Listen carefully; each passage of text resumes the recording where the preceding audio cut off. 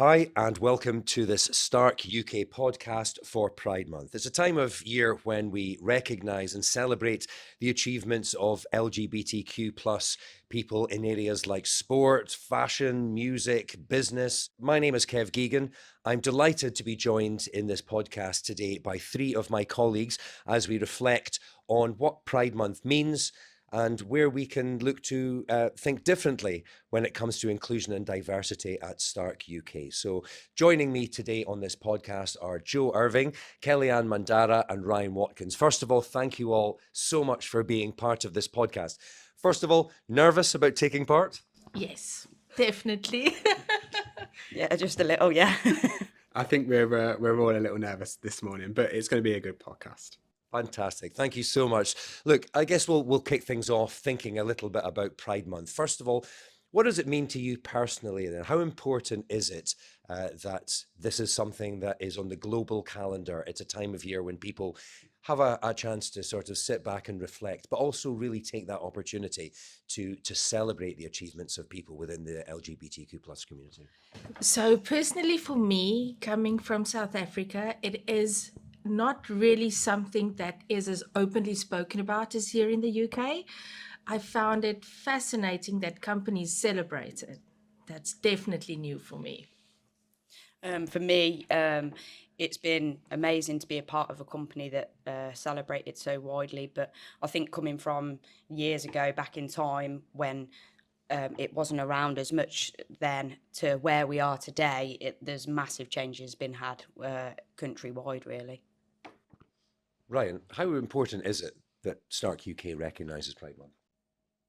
I think it's great that Stark are starting to bring the building industry and bring diversity inclusion into this line of work, let's say. I think we're all probably a little bit sort of guilty of assuming that the construction industry isn't so inclusive, and maybe that is a bit of our own prejudices. I think that's the right word. But yeah, it's great that we're moving forward and looking to incorporate this community within the building industry.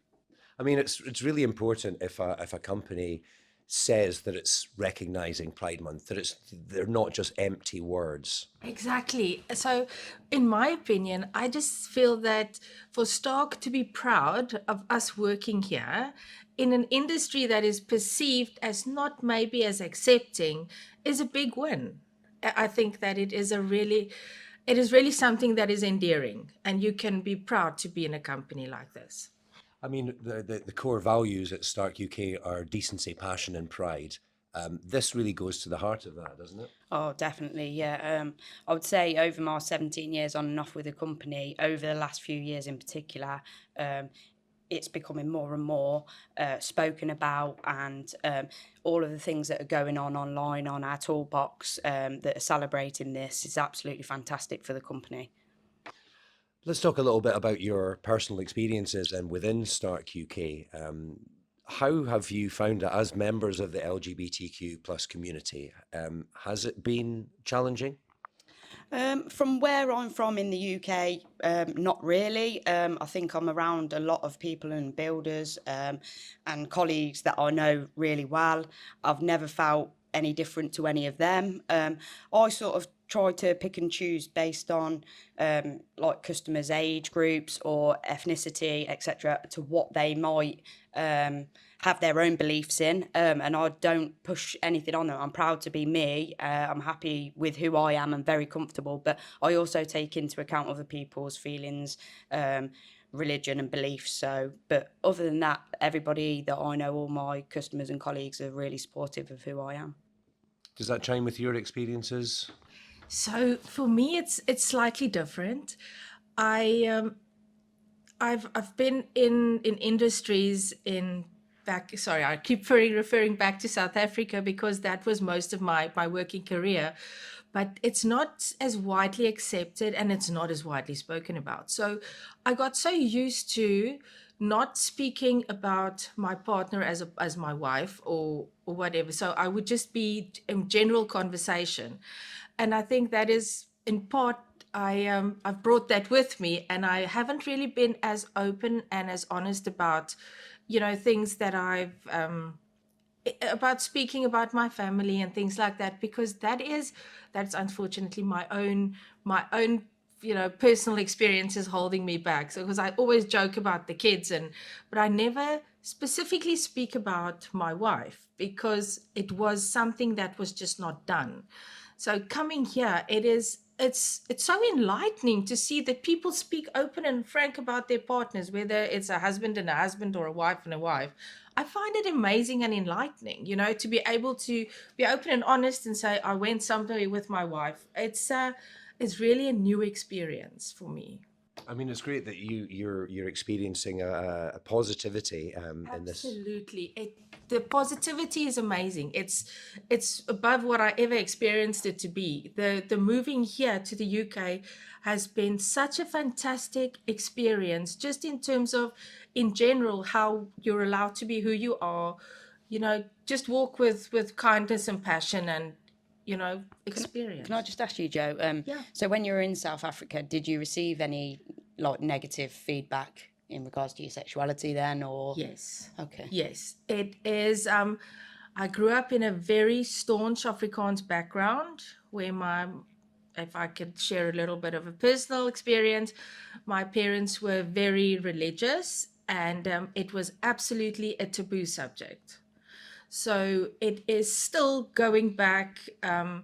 When we go back, it's hard to go back because we live here as a family, as a blended family, and it's kids and parents, and it's crazy, like what you expect in a normal household. But going back, it's totally different, and it's not as accepted. And because we are all shaped by our experiences growing up as well. I mean, in terms of your experiences, Ryan, as a gay man in this company, how have you found it?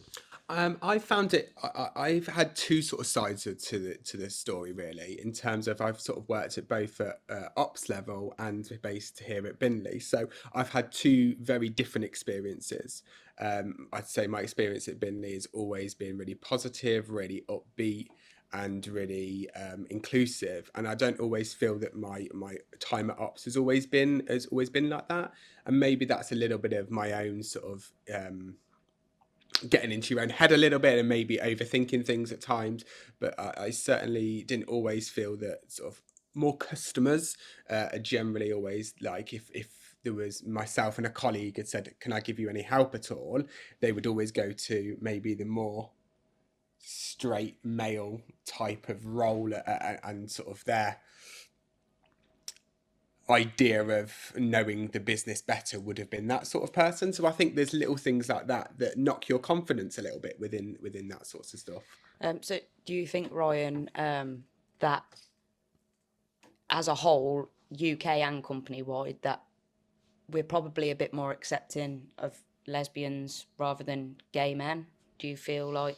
I think in the building industry, yes. I think definitely in construction, I think it would be a lot more accepting, because I think women are a lot more sexualized, and lesbian are a lot more sexualized from a straight male, if that makes sense.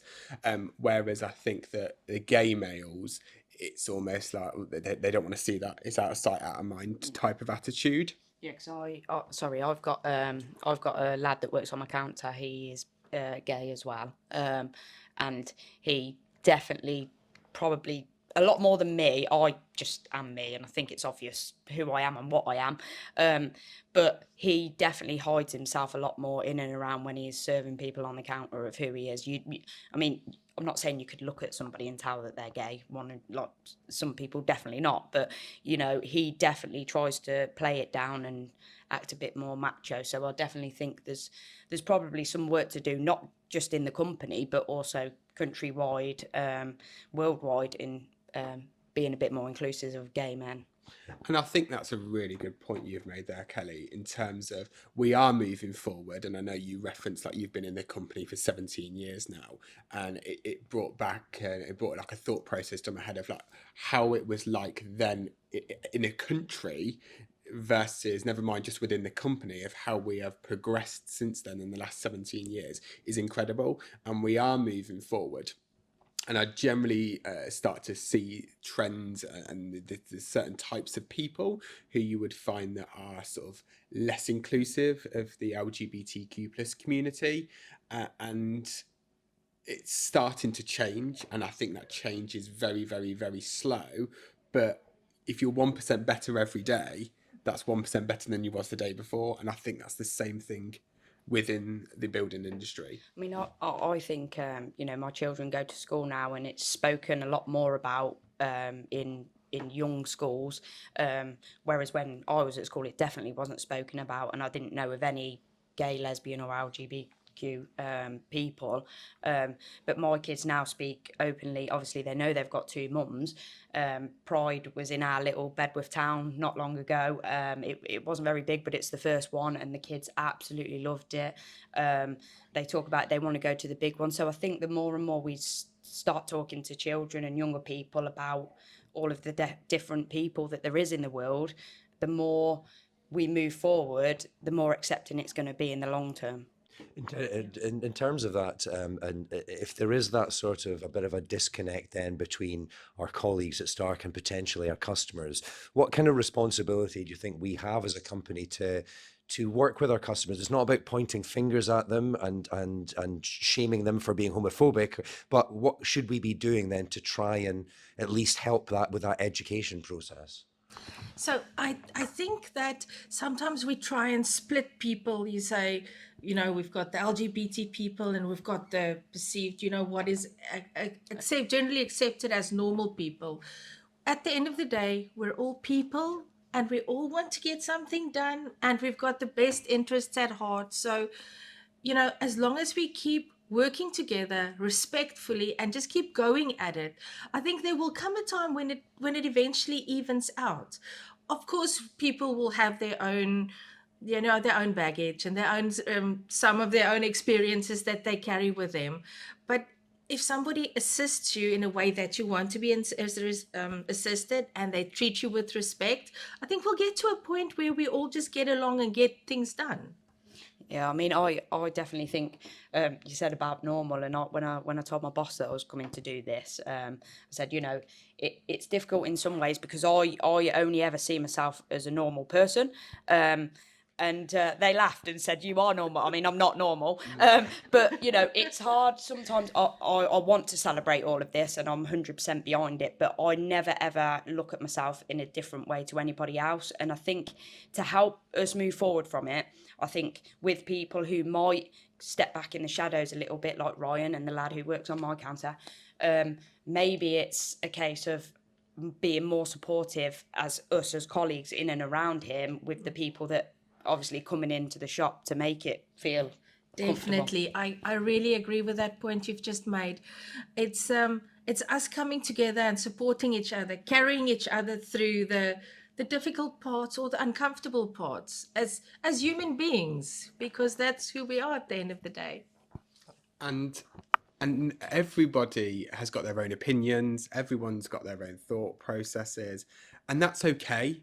It's just learning to get on with each other. We've all got to work together. We've all got to live together. We're all in this crazy world at the moment. And actually, if we're all just that little bit nicer to each other and just put our arm around each other sometimes and just say, I know it's going to be not a great day today, but you know what? We'll get through it together. That makes that potential bad day a better day, if that makes sense. Absolutely. It's looking for the ties that bind, really, rather than looking for what causes division. Absolutely. And so Kelly, I was just going to ask you about the kids. How do they experience a world with two moms?